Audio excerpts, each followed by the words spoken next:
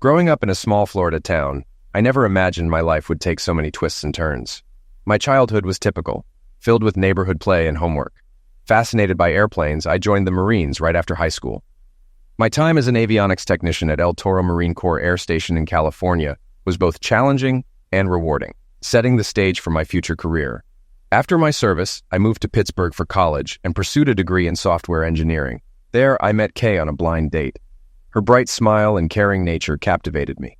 Kay, a nurse with a compassionate heart, and I quickly fell in love, married, and had 2 sons, John and Robert. Today was the first day of our Southern California vacation.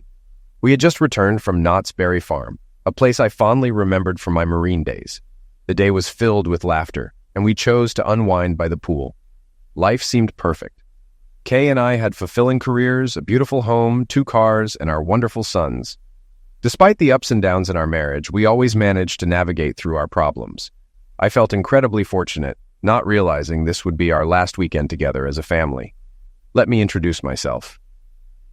I'm Shane McKnighton, 39, a lead software developer at an aerospace firm specializing in avionics for military and commercial aircraft. After serving 4 years as an avionics technician, I joined the firm 13 years ago. I met Kay shortly after moving to Pittsburgh. She's 3 years younger, a nurse at a large medical clinic. We fell in love, married, and bought a house on the outskirts of Pittsburgh.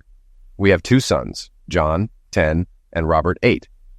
Kay convinced me to have a vasectomy after Robert was born, which I reluctantly agreed to. We had good jobs, a nice house, 2 cars, and an active life. Despite typical marital issues, we always worked things out. At that moment, I had no idea my world was about to collapse, marking our last weekend together as a family. Watching Kay put on her new bikini, I admired her youthful appearance. "Forget the pool," I teased. "Let's stay here and warm the bed." She laughed, playfully slapped my arm, and sent me to check on the boys. Our suite, more like a small apartment, had 2 bedrooms, each with its own bathroom and a kitchenette. The boys slept in one room, and Kay and I in the other. After ensuring the boys were ready, we headed to the pool. I noticed Kay engrossed in her phone. "Find anything?" I asked. She shook her head. "Just updating our relatives. Kay's family lived in Pittsburgh, while mine were retired in Florida. After playing in the water with the boys, I got out and dried off. A tall, clean-shaven man, around 30, approached us. He had short, dark hair and wore shorts and a t-shirt. Dan introduced himself and shook our hands. "Mind if I join you?" he asked, sitting next to Kay. There were plenty of free chairs, so I wondered why he chose ours. Before I sat down, he handed us a business card showing he was an account manager for Acme Medical Supplies, based in Columbus, Ohio, about 3 hours from us. "Isn't Acme one of the companies your clinic uses?" I asked Kay, recalling their vehicles outside her clinic. She nodded. "Yes, it's one of several we use." Turning to Dan, she asked, "Have you ever been to Pittsburgh?" Dan nodded. "Yes, about every 2 or 3 weeks. My territory covers Columbus to Pittsburgh." "So, what brings you here?" I asked. "I'm here for a conference starting this weekend," he said. "I'll be here most of the week." We learned that Dan lived with his wife and 2 daughters in Zanesville, a town along Interstate 70 between Columbus and Pittsburgh. He described himself as a happily married man, joking about living in a house full of women. "That's funny," Kay said. "Shane can only produce boys." Dan spent time with us, even playing water volleyball with me and the boys. He seemed nice, and nothing between him and Kay seemed concerning, but my radar was on high alert. Eventually, we decided it was time for dinner, and Dan said goodbye, hoping to see us again. We enjoyed our evening meal and headed to our room. "Can you believe it?" Kay said in the bedroom. "Maybe Dan will get me the girl I've always wanted." "What?" I said. "Don't even joke about that. Remember, it was your idea for me to get surgery after Robert was born, and I won't tolerate any cheating." "Oh, I was just kidding," she said.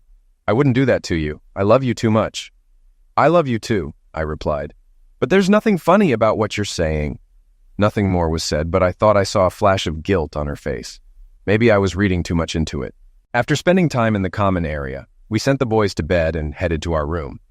When I was ready for bed, Kay said she couldn't sleep and asked if I minded her going for a late-night swim. "I don't mind," I replied. "Do you want me to join you?" "No," she said. "Someone has to stay with the boys. I won't be long." "Okay," I said, and she left. Our third-floor room overlooked the pool. I set up my camera on a tripod, loving to take candid shots of Kay. She entered the pool area, swam, then sat on a lounge chair.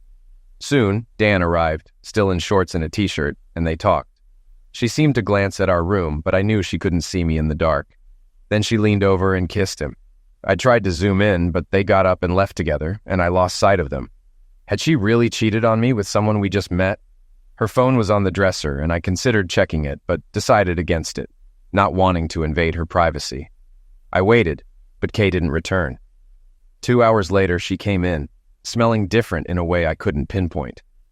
"It's about time you came back," I said. "I saw you leave the pool hours ago." "Sorry," she replied. "Dan came down and we talked for a while. Then we went to a restaurant for drinks and lost track of time." She lied, I thought. I know what booze smells like, and she didn't have any on her breath. Suddenly, I felt nauseous. I rushed to the bathroom, locked the door, and threw up. Kay knocked. "Honey, are you okay?" she asked. "I'm nauseous," I said, washing my face and sitting down. Why is she doing this to us? I wondered. Was our whole marriage a sham? Are the boys even mine? I sat there, overwhelmed with thoughts.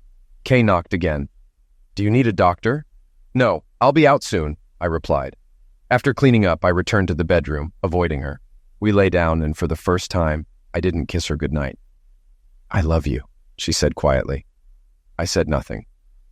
"Good night," she finally said, turning away. I thought I heard her sob, but I didn't care. The next morning, I got up, exhausted from a night of nightmares about Kay and Dan.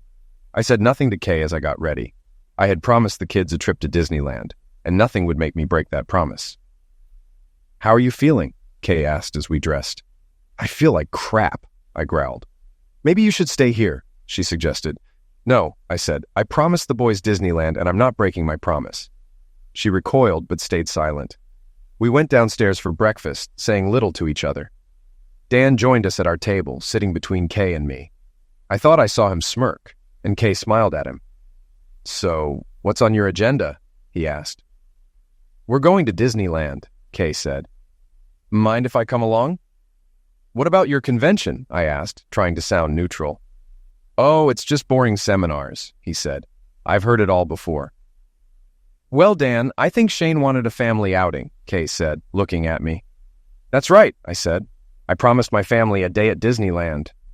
"Family is the most important thing," he said. "Too bad you didn't think of that last night," I thought.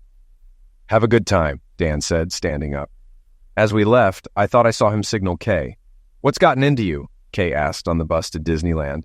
"You were so cold to Dan." "I could ask the same of you, dear wife," I said, emphasizing wife. "Or I could ask who attacked you." "Shane, that's not nice," she said, pouting. "Please," I said sarcastically. "Let's just have a good day for the boys, okay?" "Okay," she said. "I don't know what's gotten you so upset, but I'm sorry." "Yeah," I replied neutrally. Normally I would have hugged and kissed her, but not this time. After last night, I didn't want to touch her. She leaned back, frustrated.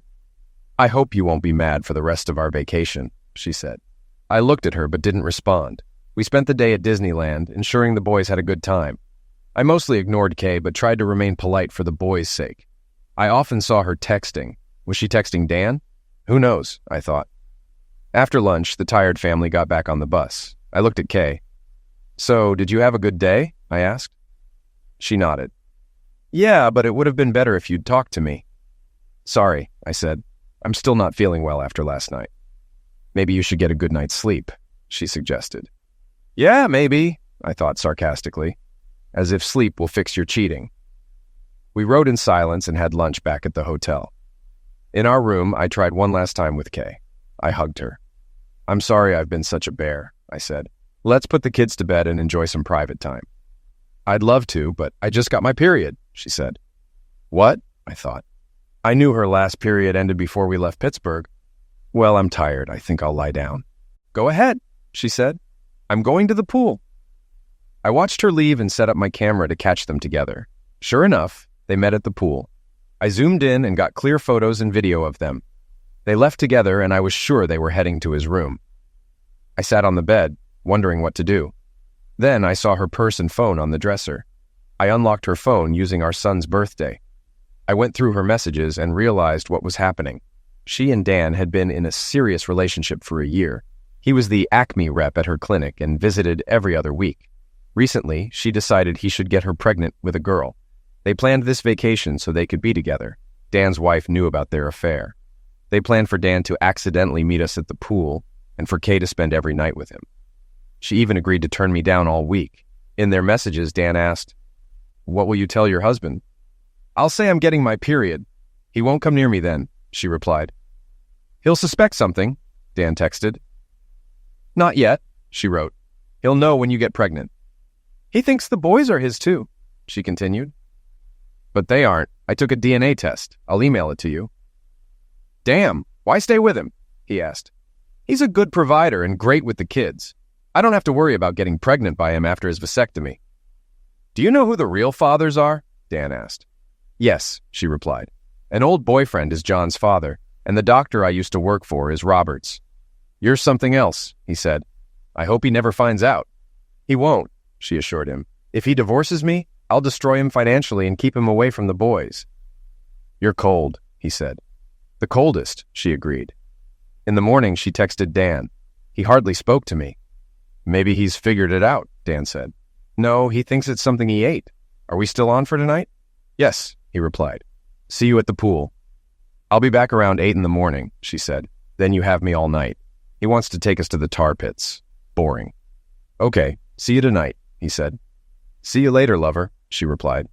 Good thing Kay wasn't around at that moment. People say the opposite of love is indifference. Not hate, but for me, it was blind, seething hatred. She had lied to me all these years and robbed me of a real family. I needed to find out about the DNA test she mentioned, so I searched her email. Sure enough, there it was in a folder labeled Stuff. The test, dated 1.5 years ago, showed both boys had different fathers, and I wasn't one of them. Furious, I forwarded the document to my email and searched her other emails. There were explicit messages and photos from Dan and other men dating back 8 years. I forwarded those too. I rummaged through her purse and found birth control pills. Why would she need these if I had a vasectomy? I wondered. Her day planner had DK written on several days, likely when she saw Dan. It also had a note to stop BC and no S on the same day. She must have stopped birth control and cut me off to save herself for Dan. I photographed the planner and pills and put everything back. Then I had an idea. At work, we used an app to track all activity on an employee's phone suspected of passing trade secrets. I set up a similar account to monitor Kay's phone. Within minutes, I could access everything from my phone, tablet, or computer. I also installed an app to record her phone conversations and another to track her phone's location. I knew this wouldn't hold up in court, but I felt justified. I decided to get the boys and myself away from Kay. I called the airline and booked a flight to Pittsburgh leaving before midnight. I then called Kay's parents. Her mom, Julie, answered.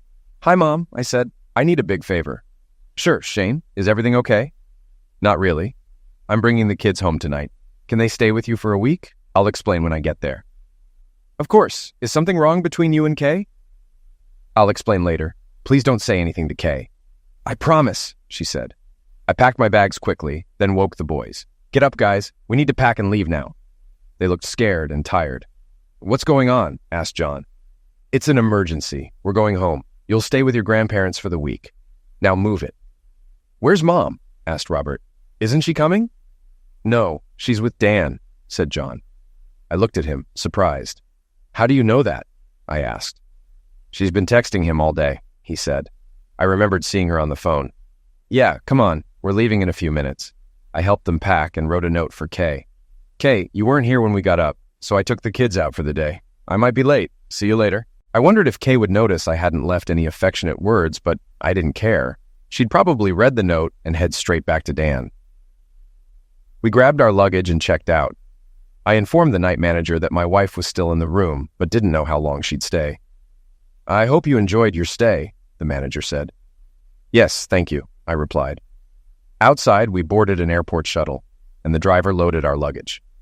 At the airport, my new reservation was confirmed, and we went through security. On the plane to Pittsburgh, the boys fell asleep quickly, but I stayed awake, researching Pennsylvania divorce laws. It's a no-fault state, but infidelity can affect proceedings. I would likely pay child support, but the evidence of her infidelity might help. I knew I needed a good lawyer, so I planned to ask Cliff, my father-in-law, for a recommendation. Using an app, I monitored Kay's phone, which had archived all its contents. Exhausted, I decided not to review everything again and instead searched for Dan's address and phone number, finding it in Zanesville. Finally, I tried to get some sleep. I woke as the plane descended into Pittsburgh. We disembarked, collected our bags, and headed to the car. I called Cliff and Julie to let them know we were on our way.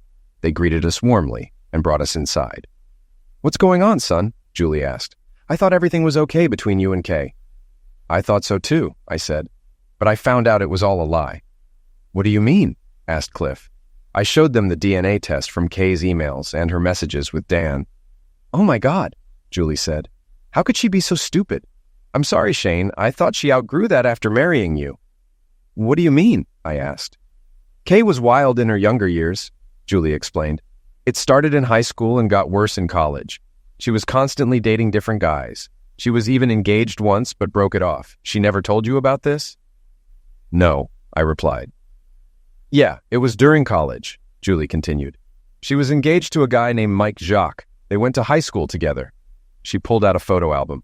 "Here it is," she said, showing me a prom picture of Kay and Mike. I immediately noticed Mike looked a lot like John. I showed the picture to Julie. "Is it just me, or does he look a lot like John?" I asked. Julie and Cliff examined the picture. "I think you're right," Julie said. "They look very similar, don't they, Cliff?" He nodded.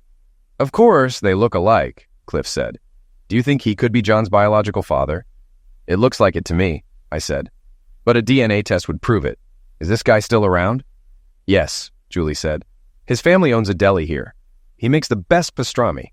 He probably still works there." She wrote down the name and location of the deli and handed it to me. "I'll have to visit him," I thought. I turned to Cliff. "Can you recommend a good divorce lawyer?" "Yes," he replied. "Are you sure you want to pursue this?" "Absolutely," I said. "Kay has lied to me for 13 years and now she's cheating with some salesman in California." "I understand," he said. "You've been good to her, and I consider you a son. But she's my daughter, and I still love her. Do what you need to do, but promise me one thing." "What's that?" I asked. "Promise you won't physically hurt her," he said. I nodded. "I promise," I said. "Thank you," he said. "Also, come over for dinner tonight with the kids. We need to talk in detail." "I'll be here," I said. He handed me a business card. "Marion Hawkins," it read, with an address and phone number. "She's the best. Call her office early Monday." "Thanks," I said. "I'll see you tonight. Please don't let Kay know we're here." "Mum's the word," Julie said. We said goodbye, and I hugged the boys, promising to come back tonight. I left and headed home. Without Kay and the boys, the house felt dark and empty. Everywhere I looked reminded me of happier times now tainted by her lies. I wiped away tears and vowed never to cry over Kay again. Looking in the bathroom mirror, I realized I hadn't slept properly in almost 2 days. "God," I said to myself, "I look terrible." I brushed my teeth and crawled under the covers, falling asleep almost immediately. I walked into our hotel room at 8 a.m. on Sunday, hoping to see my husband and boys. After how Shane treated me the day before, I was nervous. Thankfully, I had showered before leaving Dan's room to avoid Shane smelling anything suspicious. I opened the door, expecting the usual morning noise from Shane and our restless boys, but it was silent. Worried, I went to our bedroom and found a note on the dresser. "Kay, you weren't here when we got up, so I took the kids out for the day. I might be late. See you later. S." Short and to the point, typical of Shane. Notably, it lacked his usual affectionate words. He was probably still upset about Friday night. I decided not to call or text. It wouldn't help given his mood. Besides, I wasn't interested in seeing the tar pits anyway. I saw my phone on the dresser, unlocked it, and noticed the Messenger app was open. That's odd, I thought. I usually close my apps. I dialed Dan's number. "Hey, love," I said when he answered. "Shane and the boys left early and might be back late tonight. I'm free for the day and night if you want." "Has he left already?" Dan asked. "Yes," I said. "He got tired of waiting for me. His loss. I'll meet you downstairs for breakfast. Then we can hit the pool and have some fun later." "Will do, lover," he said. "I can't wait," I replied. I grabbed a few things from the dresser and left. The clock showed 1:30 p.m. when I woke up. I must have been more tired than I thought. I got up, wiped my eyes, and headed to the bathroom. Being Sunday, I couldn't do much with the lawyer, but I had one crucial task. I checked my phone and saw Kay hadn't texted or called. Figures. She likely spent the day with Dan. After showering and dressing, I checked her phone activity on my tablet. She had called a number with a 740 area code, Dan's area. Listening to the call, I realized she planned to spend the day and night with him. Her tracker showed she was still at the hotel. I found the deli where Mike Jacques worked and headed there. Inside, a man behind the counter, wearing a name tag that said Mike, turned around. He'd put on weight since high school, but I recognized him. "Are you Mike Jacques?" I asked. "Depends on who you are," he said, smiling. "If you're a bill collector." "No," I laughed. "I'm Shane McKnight. Nice to meet you." "Nice to meet you," he said. "What can I do for you?" "Do you know Kay Williams?" I asked. "Yeah, I did," he said. "Back in high school and college. I heard she got married." "Yes, to me. 13 years ago," I said. The smile vanished from his face. "Weren't you engaged to her once?" I asked. "Yes," he said. "But I caught her with another man, so I broke it off." "You took her to prom, right?" I asked. "Yes," he replied. "She was pretty wild back then. I hoped she'd settle down, but I guess not." "Did you see her about 11 years ago?" I asked. His face reddened. "Yes," he said quietly. "She wanted to talk, said she wanted to make amends. She asked me to get her pregnant, claiming her husband liked it." "Not exactly," I said. He looked at his wedding band. "I wasn't married yet then," he said. "I met my wife 6 months later." "Did you hear from Kay after that?" I asked. "Yes, she said she had a baby boy named John," he replied. I showed him a picture of John.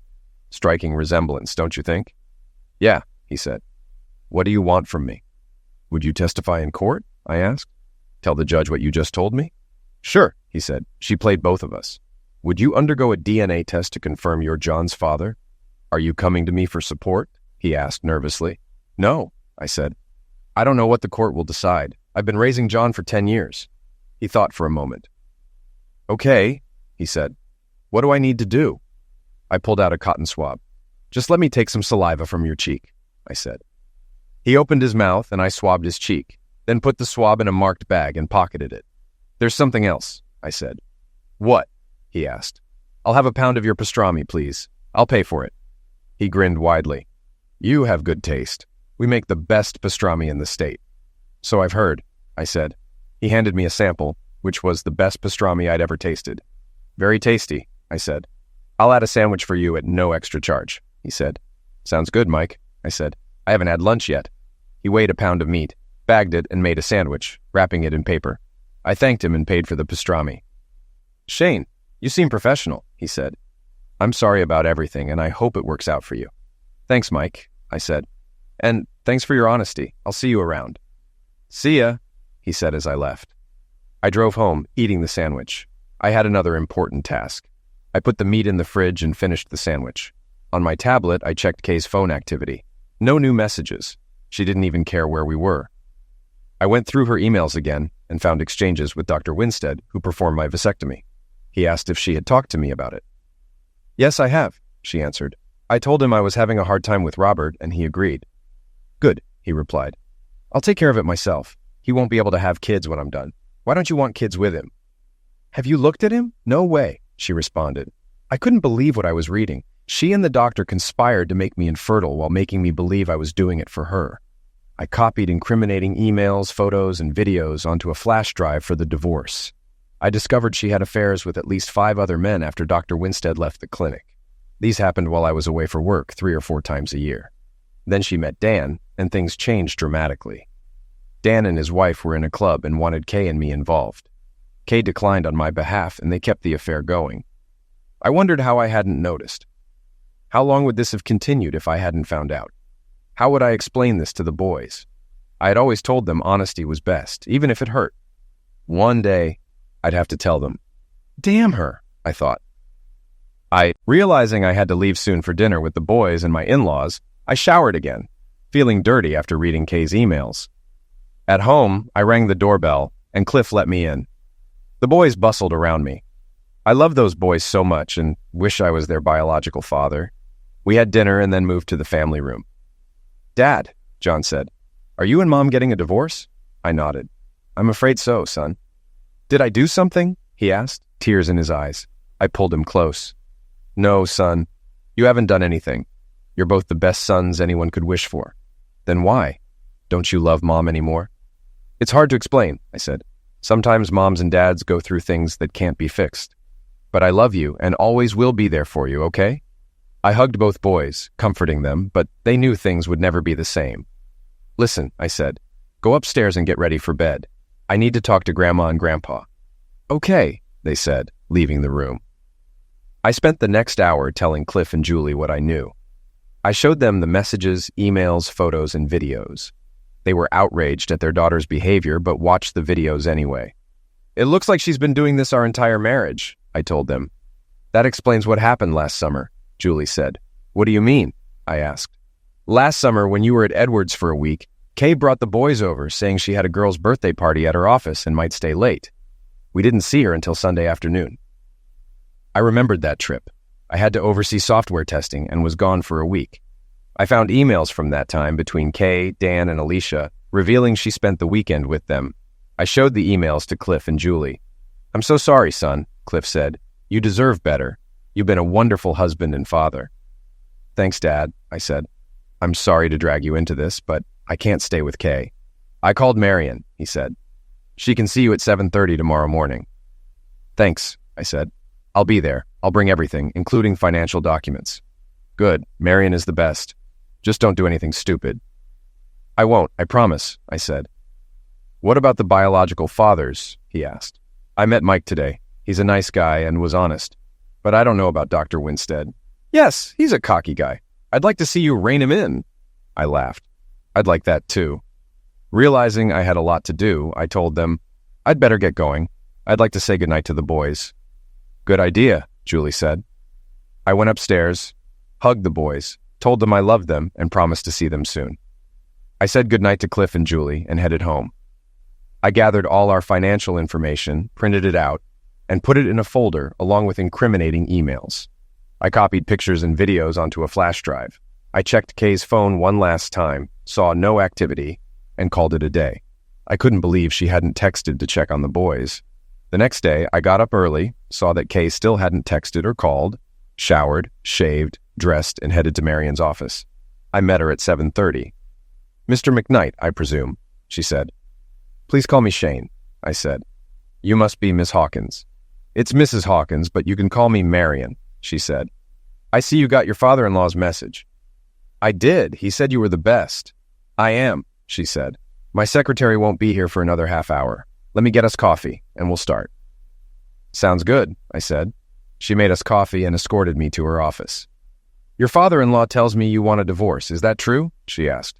Yes, it is, I replied. Good. Tell me what's going on. I told her everything, showed her the emails, texts, DNA form, and handed her the thumb drive with photos and videos. And you haven't heard from her since you left California?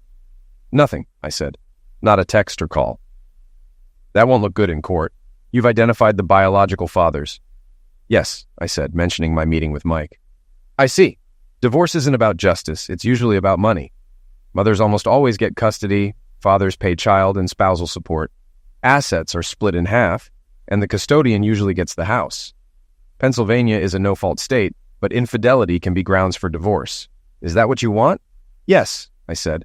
We'll need to prove it to a judge, but you have a strong case. We can ask that spousal support not be awarded, but you might still pay alimony depending on many factors. Even if I'm not the biological father? I asked. You raised the children for 10 years, she said. But we still have options. You said Junior's father is Dr. Robert Winstead. Yes, I replied, realizing my youngest son was named after his real father. He's the one who gave you the vasectomy? Marion asked. Yes, I confirmed. Is that significant? Probably, she said thoughtfully. I'll work on that. Meanwhile, I'll draft a petition for her to get physical custody, but you'll have joint custody. That's likely what the court will decide. I'll also ask for minimal child support and no spousal support. We'll offer her the option to buy out your half of the house. The court might order counseling. Are you interested? No, I said. She lied from the start and took away my chance for a family. Nothing will make me reconcile. I understand, she said. But the judge might still order it, just be aware. I nodded. What about DNA testing? I asked. We have your wife's test results, but additional testing could be helpful. Go ahead if you want. We discussed more, and she gave me a list of steps to protect myself financially. Then she asked, When do you want the papers served? As soon as possible, I said. You said the hotel room in California is booked through Friday? Yes, but she can return any time. She probably doesn't know I've left. Good. We'll serve her at the airport. If she comes back early, call me. If I don't answer, leave a message. Meanwhile, don't do anything rash. Stay strong for your boys. Thank you, I said. Is there anything else? Not now, but contact me if you hear from her. I will, I said. How much do I owe you? I blushed at the amount, but knew it was necessary. I wrote a check, handed it to her, and left feeling a bit better. I still hated Kay, but at least I was taking action. On the way home, I went to the bank and followed Marion's advice. I withdrew half the money and opened a new account in my name, then paid off and closed the joint credit cards and ordered one for myself. Kay had her own card, which I also paid from our joint account. By the time I got home, it was almost 11 a.m., 8 o'clock California time, and I figured if Kay was going to call, it would be soon.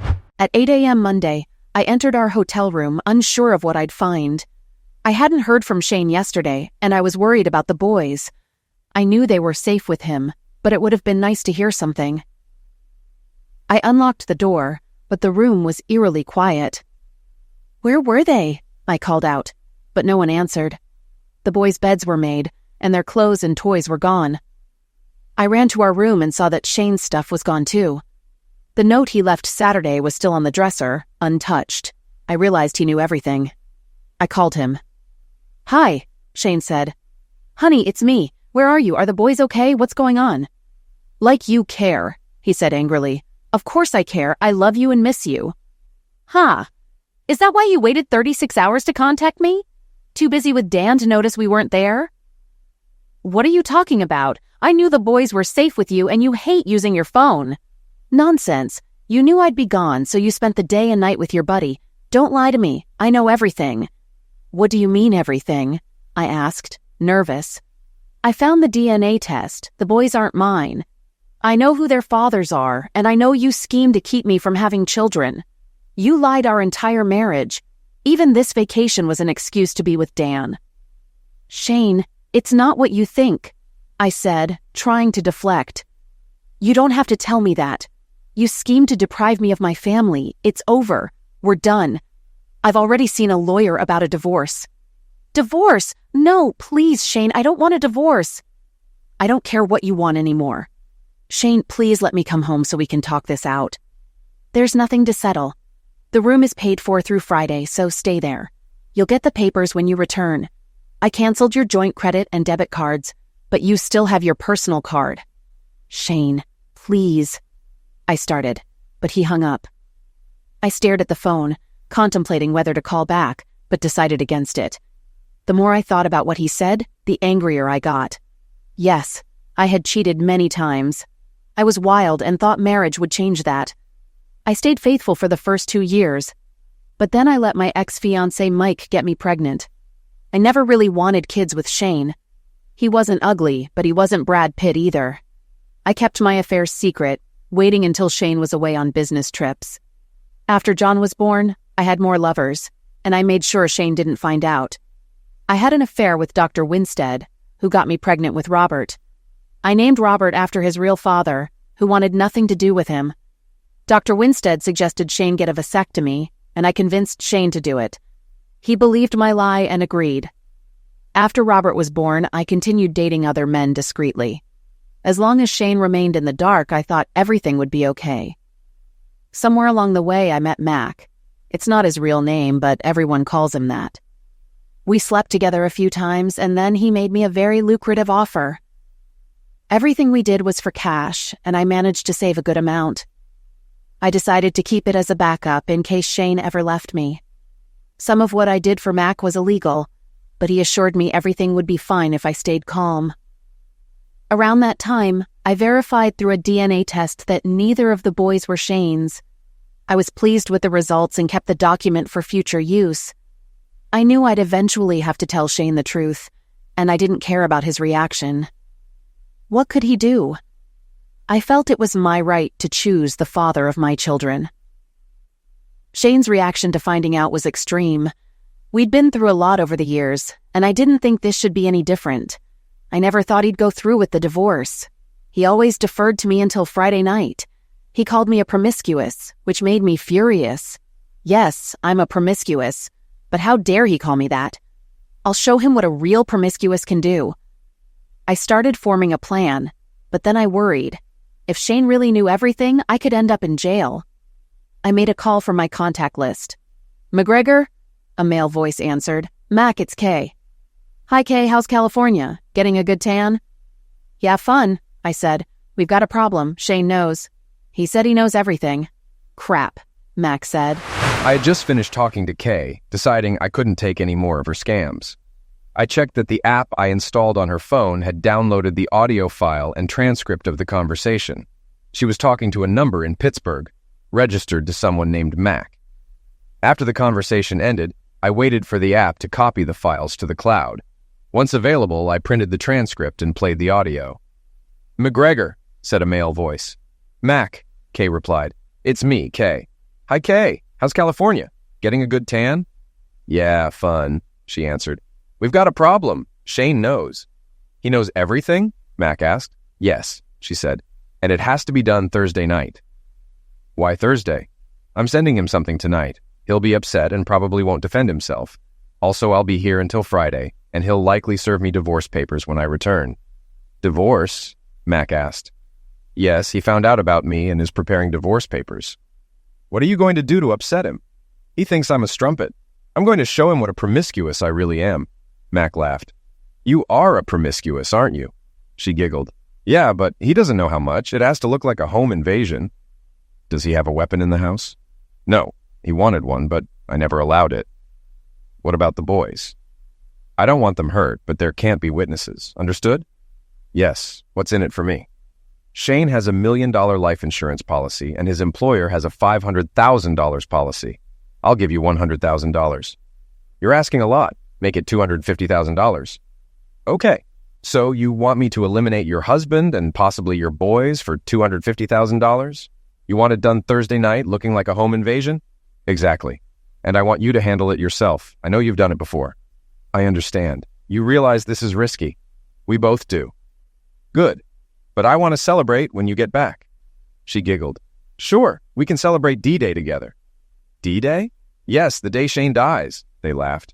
I've got to go. I won't call until I get back. Don't worry, I'll act like a distraught widow. Okay, I'll text you when it's ready. I can't wait. Talk later. Bye, he said, ending the call. I sat there stunned. Kay had promised $250,000 to have me and possibly the boys eliminated on Thursday. Why? And who is this McGregor guy? Is he a cop? What are they hiding? I sent the audio file and transcript to Marion's email and called her. She answered on the second ring. Marion Hawkins, she said. Marion, this is Shane McKnight. I sent you files. Kay and a guy named McGregor plotted to eliminate me and the boys this Thursday. What? She asked, shocked. Are you sure? Yes, I sent the audio and transcript. How did you get them?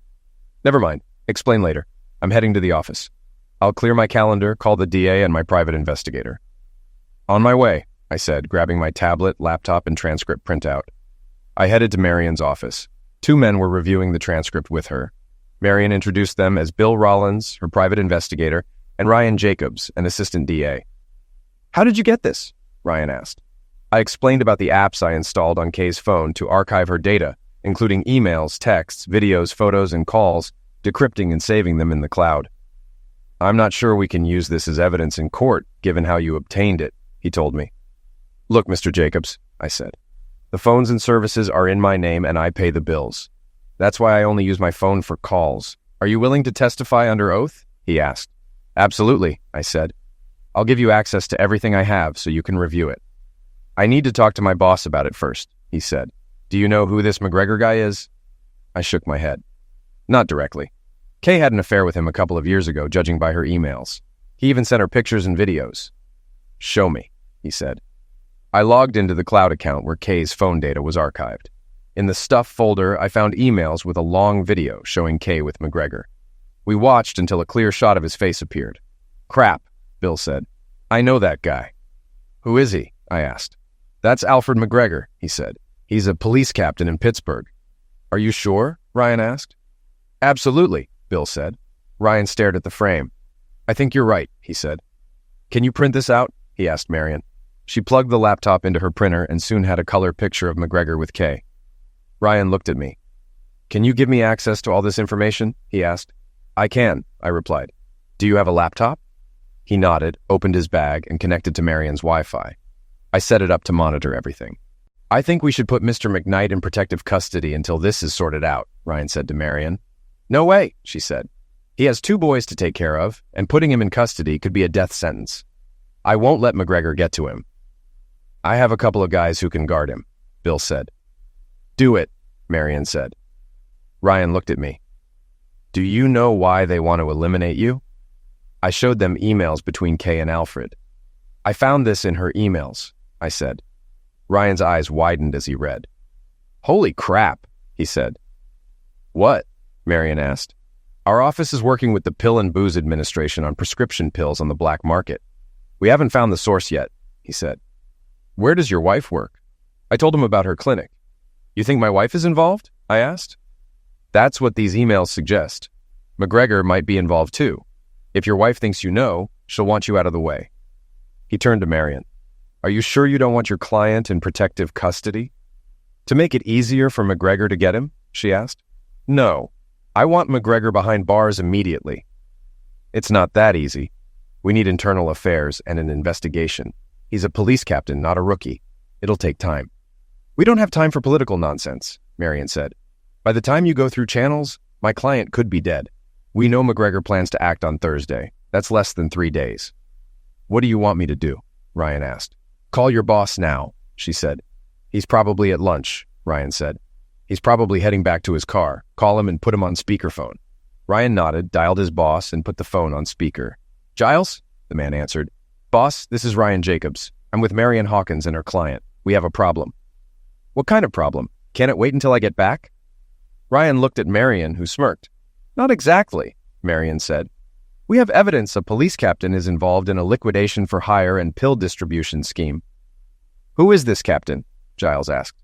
"McGregor," Ryan said. "Al McGregor? No way. He's a top officer. I can't believe it." "We have compelling evidence," Ryan said. "What kind?" "A recorded phone conversation and incriminating emails," Ryan said. "Crap," Giles said. "We don't have time for politics.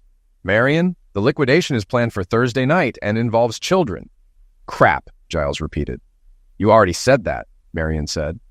"What are you going to do?" "Fine. Ryan, let Jenkins cover your work for a few days. Focus on this and bring me a solid case in 48 hours. Can you do that?" "I can do it," Ryan said. "Keep this to yourself," Giles said. "I'll inform the chief and alert IA. If there's substance to this, we'll act quickly. Does that satisfy you, counselor?" "For now," Marion said. "But if anything happens to my client or his kids, I'll make sure you regret it and your re-election will be in jeopardy." "Don't worry, Marion," Giles said. "I'll do my job." "I hope so," she said. "I really hope so." Ryan gathered his gear. "I'd better get started. We need a warrant for your wife's arrest. She's due back Friday?" I nodded. "Good. I'll arrange for the locals to pick her up." "Can I have your number for more information?" he asked. I wrote down my number and address and handed it to him. He thanked me and pocketed the paper. "We'll also need to search your house. I'll get a warrant and call you when we're ready." "Understood," I said. He nodded, shook my hand, and left. Marion spoke after Ryan left. "This changes your divorce case."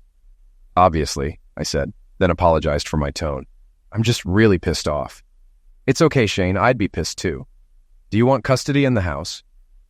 "Yes," I said. "She won't be able to pay child support in jail." "Agreed. We'll figure it out. Go take care of your kids." "I will," I said. Bill returned and asked, "Do you have a security system?" "Yes," I said. "What about security bars on the windows?" "No," I said. "I never wanted them."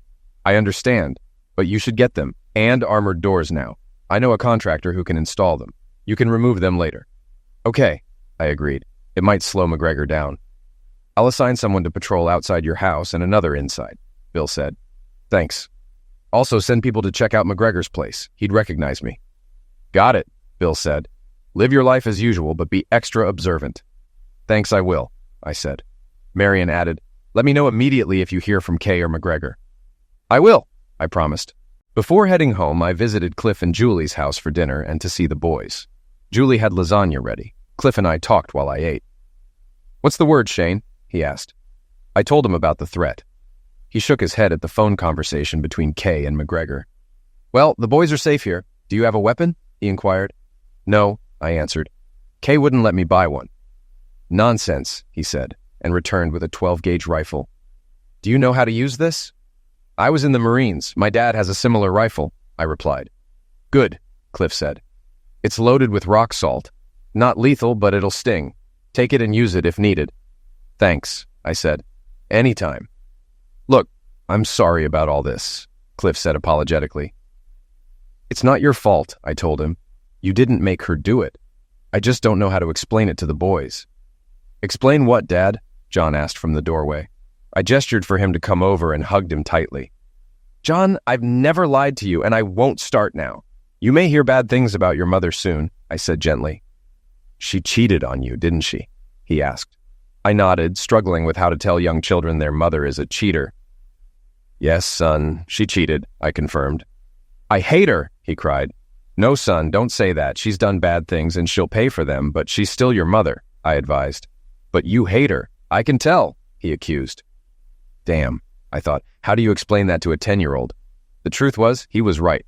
At that moment, I hated her with every fiber of my being. "It's different, son," I told him. "What your mother did was meant to hurt me." "But if she hurt you, didn't she hurt Robbie and me too?" he asked, and he was right. "She's hurting all of us," I said. "She doesn't fully realize it yet, but she will in time." John wrapped his arms around me and cried. "I love you, son," I said. "I love you too, Daddy," he replied. I held him for a long time. Then my phone buzzed. It was Ryan. "We're ready to search your house, Mr. McKnight," he said. "Thanks, Ryan. I'm on my way," I replied. I explained to John that I had to go home. Robert had come into the room by then, so I hugged both boys, kissed them goodbye, and shook Cliff's hand.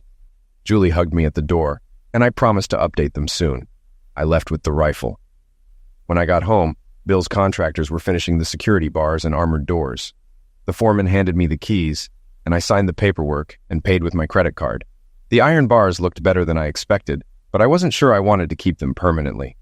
I walked into the house, unloaded the rifle, and set it in the home office. I placed the shell casings in the desk drawer and kept the barrel open. Soon after, Ryan and a few officers arrived. One introduced himself as a DEA agent.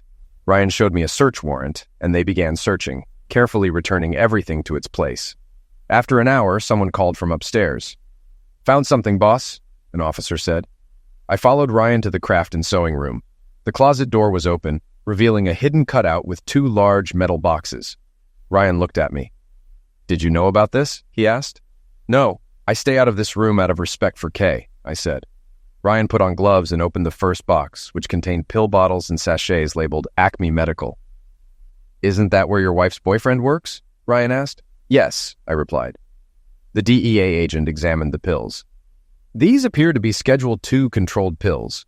We'll need to verify, but it looks like several types are here. We need to visit that clinic," Ryan agreed. Opening the second box, they found several wads of $100 bills.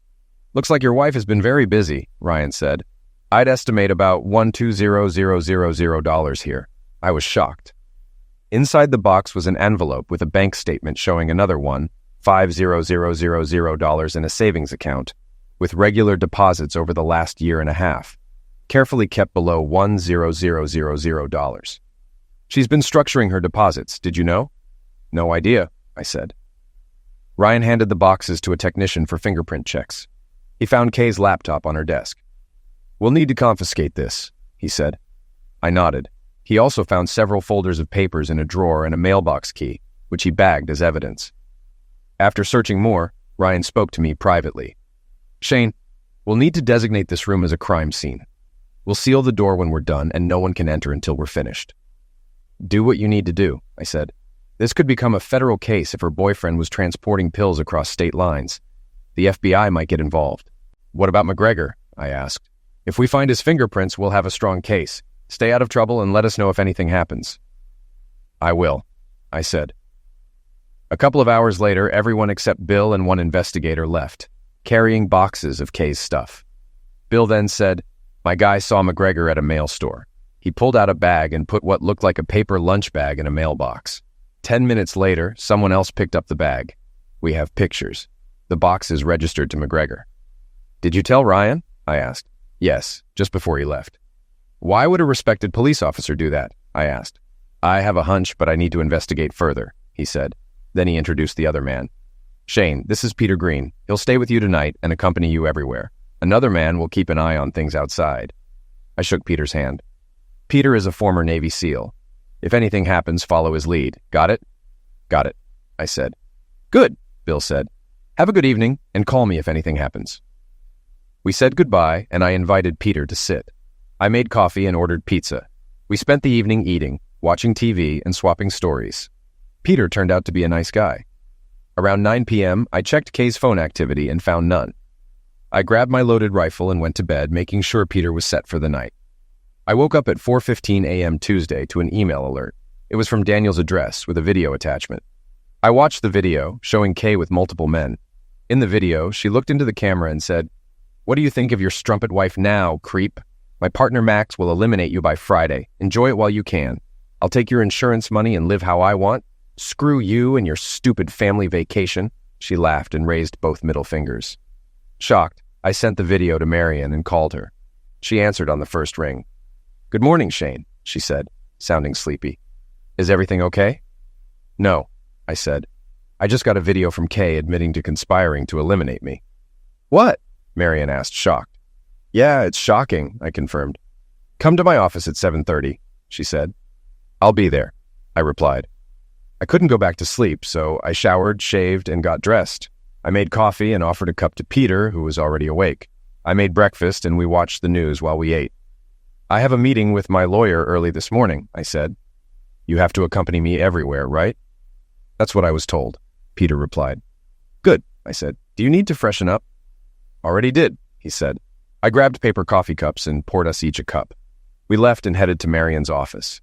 She, Ryan, and Bill were there. Marion waved us in. "Good morning, Shane," she greeted me. Ryan nodded a curt, "Morning." "Good morning," I said. Ryan looked exhausted. "We reviewed the video you got this morning," Marion said. "It looks like a confession to me." "It does to me too," Ryan added. "There's also a threat of child endangerment. I informed my boss." "What did he say?" I asked. "He agrees with my assessment," Ryan said. "The LA County Sheriff's Department got the arrest warrant last night, and the feds have a warrant for Dan's arrest.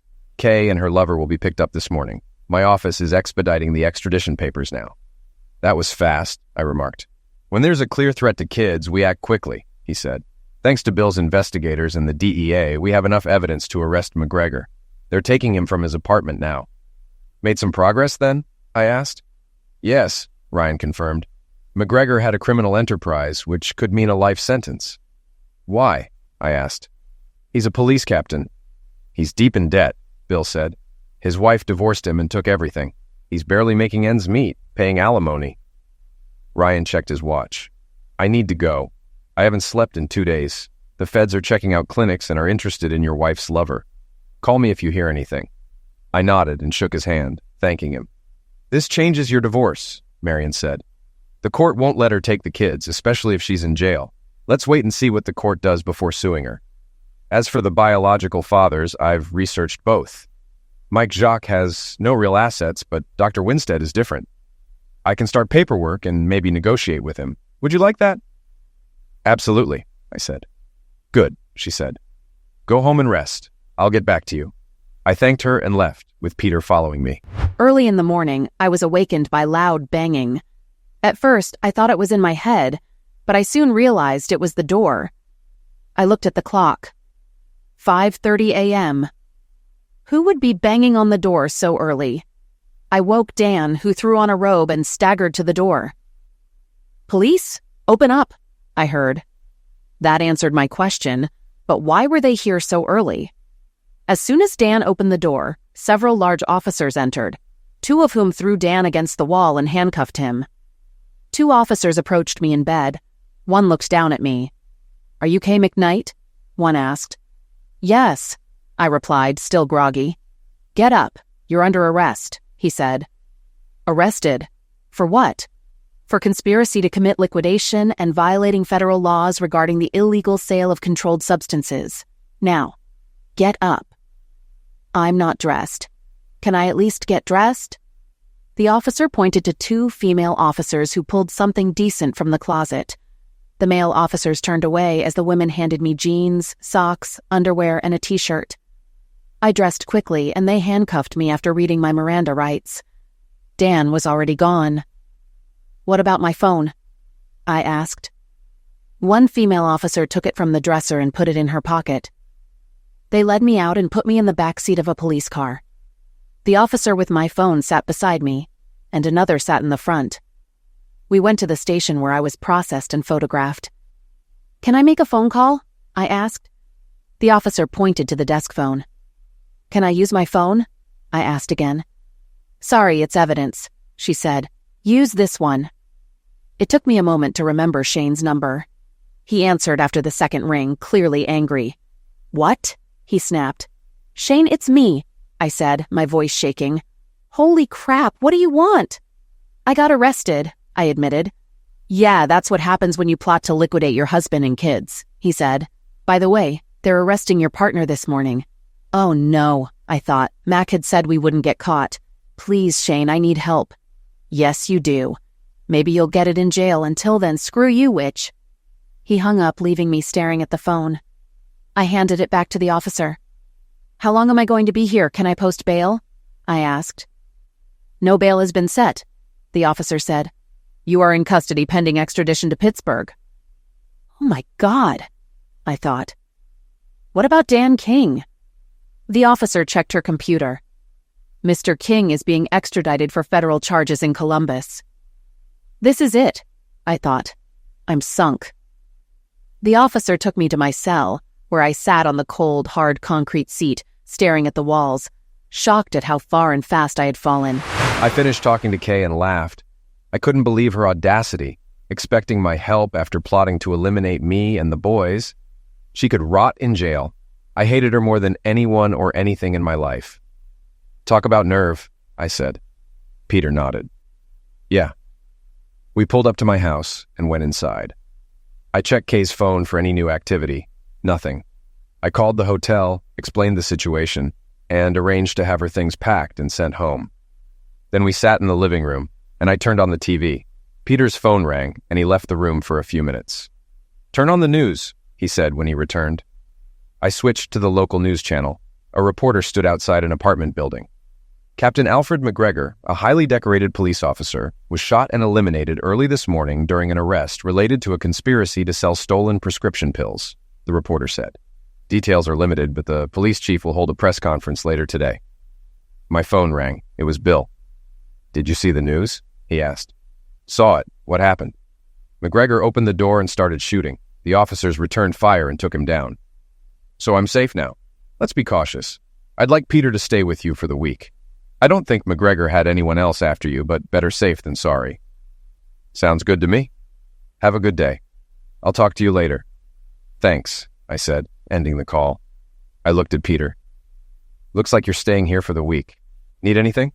"No, I'm good," he said. I sighed in relief. Later that day, Peter and I went to see the boys. After dinner, I told them about the day's events. "So, is Mom going to jail?" John asked. "Looks like it, son. Probably for a long time." He got quiet. I knew being a single parent with their mother in prison would be tough, but I was grateful for supportive relatives. The rest of the week passed quickly. On Wednesday, Marion informed me that Kay had been returned to Pittsburgh and her court hearing was set for Thursday. I made sure to be at the courthouse. I watched as Kay, in an orange jumpsuit and shackles, was led in. The judge ordered her detention without bail. She sobbed as she was let out. Her attorney asked if I could bring the boys to visit her. I told him they didn't want to see her. Marion said the divorce papers were ready and asked if I wanted to be present when they were served. I agreed and met the bailiff at the jail. Kay was brought to the visiting area, still shackled. She looked up at me and smiled weakly. I just stared at her. The bailiff approached and asked if she was Kay McKnight. "I am," she replied. He handed her the papers and stepped back. She began sobbing as she read them. Normally I would have comforted her, but not now. I stepped forward and held out a pen. "Sign the goddamn papers, witch," I said. "Don't I get anything?" she asked, tears in her eyes. "Not a chance. You won't need anything where you're going." "Can I at least see the boys?" "They don't want to see you. To us, you're dead. And speaking of dead, your partner was eliminated during the arrest." "I heard." Please, Shane, forgive me. No. I loved you for over 13 years, and you repaid me with lies, cheating, and denying me children of my own. I will never forgive you. Now sign the divorce papers. Sobbing, she picked up the pen and signed the papers. When she finished, I handed them to the bailiff. Thank you, he said. I'll return these to Mrs. Hawkins, and she'll file them with the court. I watched him leave, then turned back to Kay. I just want to know one thing, Kay. What? She asked. Why? Why did you do it? She shrugged. I don't know, because I wanted to. And I could, I guess. And look where that got you. You're in serious trouble, but it's not my problem anymore. I glanced around the gloomy room. You know, I have a feeling you're going to die behind walls like these. And you know what? No, Shane, she said, tears welling up. I can't wait to piss on your grave when you do, I replied, echoing her earlier words. She started sobbing, but I didn't care. One last thing from me and the boys, I added. What? She asked, looking more wistful than ever. I raised both middle fingers. Screw you, witch, I said, turning away. I heard her sobbing uncontrollably as I walked out. Too bad, I thought. Kay's liquidation for hire trial went quickly, given the boys were also targets. She was sentenced to 25 years to life. The federal pill investigation dragged on for months, resulting in an additional life sentence. Dan was also sentenced to life. My boys and I moved on. They never wanted to visit their mother, so I respected their wishes. Cliff and Julie visited their daughter monthly. It took time to adjust to being a single parent, but Cliff and Julie helped a lot. Julie urged me to find a nice girl, but I wasn't ready. After what Kay had done, I wasn't sure I could trust or love again. However, a couple of weeks after Kay signed the divorce papers, I had a vasectomy reversal, even though the doctor said it might take a while before I could father children. A few weeks later, Marion contacted me with something important. What? I asked. Come by my office, she said. When I arrived, she pulled out a bottle of champagne and poured 2 glasses. She handed me one along with an envelope. Open it, she said. I opened the envelope and found a check for $5 million, signed by Dr. Winstead. Shocked, I asked, how did you manage that? I convinced Dr. Winstead it was in his best interest to settle. After pointing out the potentially devastating and embarrassing divorce his wife would likely want, and the damage to his reputation, he decided to settle rather than explain why he forced you to undergo an unnecessary procedure. Wow, I said. Remind me never to get on your bad side. She laughed. That's your after-tax profit. He also paid all your fees and expenses. He must be very rich, I said. He is, she said. Last year, he gave more to charity than this settlement. She raised her glass, and I joined her. My self-imposed exile from women lasted 5 years. Then I met Lori Reynolds, one of John's teachers. Like me, she was a single parent, also divorced and wary of relationships. We dated for a year before I proposed. She said yes, and a few months later we married. About a year after that, she gave birth to our daughter, Sarah Jane, named after our mothers. Tears filled my eyes as I held her for the first time. Lori hugged me tightly, knowing Sarah was the first baby I had fathered. I called the boys and their grandparents into the room and introduced Sarah Jane. They immediately adored her. While Lori, the kids, and I moved on, Kay's life deteriorated. A few months after her first conviction, she was diagnosed with HIV and separated from the other inmates. She died of AIDS about 13 years later, buried in Potter's Field with only a simple plaque. I wanted to fulfill my promise to pee on her grave, but Lori convinced me otherwise. Come, sit with me, she said on the back porch. She poured me a cup of chamomile tea. Shane, I know how hard it was to get over what Kay did, but you have to let it go and move forward. It's hard, and it still hurts, I said. I know, she said. If I thought it would help, I'd go with you and piss on her grave. You know that, right? Yes, I said. But now she's gone, and she can never hurt you again, Lori said. Kay suffered from AIDS almost as long as your marriage. She died alone, unloved, and forgotten. She paid the ultimate price. What more can you do? I had to admit she was right. Have you told the boys? She asked. They're in college now. I told John and Robert. At first they thought I meant you, then realized it was about their mother. How did they take it? They didn't seem to care. What does that tell you? She asked. They've moved on with their lives. Exactly, she said. And so should you. You've been a great husband and father. You loved and raised John and Robert, even after learning you weren't their biological father. You adopted Mark and raised him too. He's a good boy, I said. Thanks to you, she said. He sees you as his real father. We watched Sarah playing in the yard. Didn't Kay want that Dan guy to give her a daughter? Lori asked. Yeah, I replied. It felt like ages since that Friday night. Think about it. If she hadn't been so greedy, you could have had a daughter with her, and Sarah wouldn't exist. She was right. I kissed Lori. Just then, Sarah ran to us with a white flower. Daddy, look what I have for you. Thank you, dear, I said.